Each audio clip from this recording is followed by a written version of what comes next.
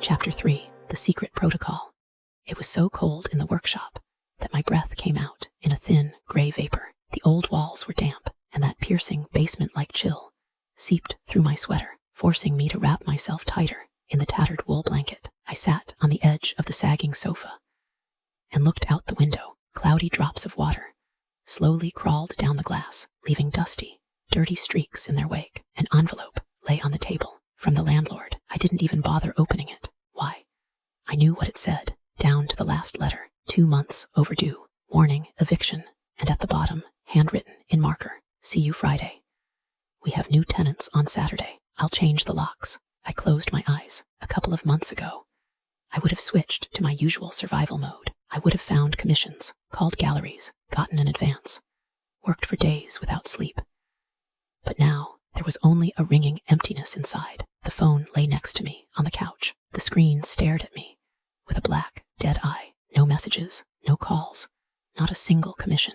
I reached out and accidentally brushed against the jacket hanging on the armrest. Heavy leather, David's jacket. It still smelled of him, of wind, cheap tobacco, sharp men's perfume, and that sweet smell of alcohol that comes from people who have hit rock bottom. I jerked my fingers away, as if burned. Fragments of that night came flooding back. His face, wet with tears, his fingers clinging to my wrists, and that ear-splitting scream about how Mark had always considered him a loser. No, I breathed into the darkness. No, enough. I didn't want to go back there.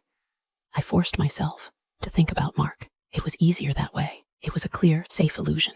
Mark, a father. Mark, a cold but living person, for whom I still had some feelings. It was easier to justify my sin. I stood up, went to the sink, and tried to draw water from the faucet. My hands were small and shaking convulsively. The tin mug slipped and hit the metal rim with a deafening clatter. The sound cut through the silence like a razor. I pressed my forehead to the wet, icy tiles and squeezed my eyes shut. I wasn't afraid of money or of being thrown out into the street. I was afraid because I no longer understood where my lies ended and the truth began. At the same time, on the 32nd floor of the Anderson Holdings Tower, there was a perfect, sterile silence. The air conditioner silently circulated purified air through the floor-to-ceiling glass. The rain-washed city seemed like a toy. Mark sat at a massive dark slate desk. In front of him lay a clear plastic bag with a red security strap. Inside were 2 sterile containers. The first contained his own blood from a vein.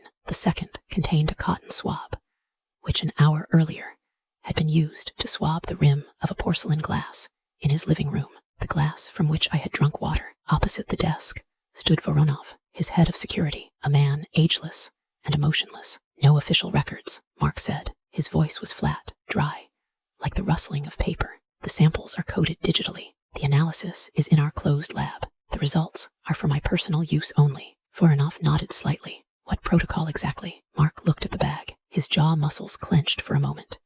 Paternity test. Pause. Complete. Deadline.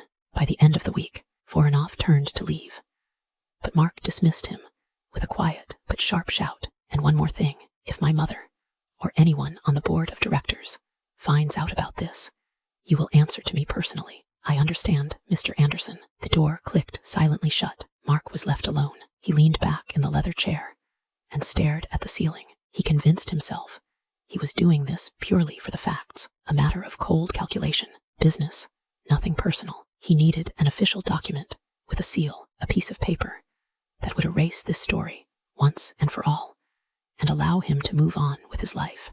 But a man would never spend a fortune on a closed forensic analysis unless he secretly prayed it would be a mistake. Mark reached in and opened the safe built into the wall. Inside was a small wooden box. It contained David's belongings, released by the police after the accident, a charred leather wallet, a broken watch, and a cheap gasoline lighter. Mark took out the lighter. The metal was cold. David always twirled it in his hands when he was nervous. Every little thing now burned his hands. Memory is a lousy ally when you're trying to convince yourself you're innocent. Mark put the lighter back and closed the safe with a soft click. More than anything, he was afraid of believing me, but even more terrified was the thought that I wasn't lying. On Friday evening, the rain turned to ice pellets. There was a knock on the office door. 3 short, precise knocks, "Come in." Varunov stepped through the threshold, holding a thick, opaque craft envelope. "It's ready, Mr. Anderson." He placed the envelope in the center of the table. "The examination has been personally conducted by the lab director. The original files have been deleted from the server." Dismissed. When the door closed behind Voronov, Mark remained motionless for a long time. The envelope lay right in front of him, several sheets of thick paper, several digital sequences, several lines. But those few lines now determined whether he would wake up tomorrow morning a man or a monster. Mark slowly picked up a heavy steel paper knife from the table. The blade slid under the envelope flap with a soft hiss.